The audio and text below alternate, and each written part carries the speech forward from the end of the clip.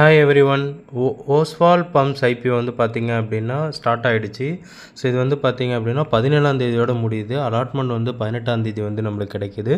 Fund வந்து 19ஆம் தேதி வந்து ரிலீஸ் ஆகிடும்.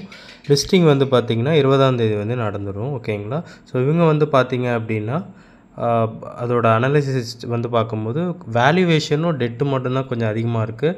மற்றபடி ரெவன்யூ க்ரோத்து இது எல்லாமே கொஞ்சம் வந்து நல்லாயிருக்கு ஃப்ரெண்ட்ஸ். ஓகேங்களா? இவங்க வந்து பார்த்திங்கன்னா ஒரு பம்ப் ரிலேட்டட்ஸ் கம்பெனி.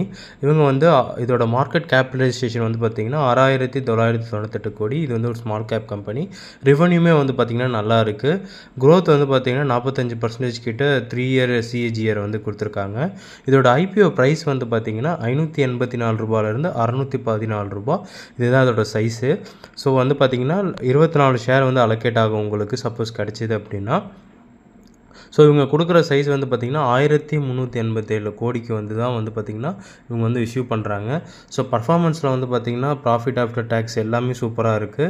ஸோ இவங்களோட அப்ஜெக்டிவே வந்து பார்த்திங்கன்னா கடனை வந்து கொஞ்சம் வந்து அடைக்கிறதுக்கு, ஸோ அது அவங்களோட இன்வெஸ்ட்மெண்ட் வந்து கொஞ்சம் பண்ணுறதுக்காக வந்து வராங்க. அப்புறம் ஜென்ரல் கார்பரேட் பர்பஸ்க்காக தான் ஃப்ரெண்ட்ஸ். ஸோ இப்போ இது யாரெல்லாம் அப்ளை பண்ணலாம் அப்படின்னா லிஸ்டிங் எனக்கு பண்ணலாம். லாங் டேர்ம் வச்சுருக்கவங்க கண்டிப்பாக வந்து அப்ளை பண்ணலாம்.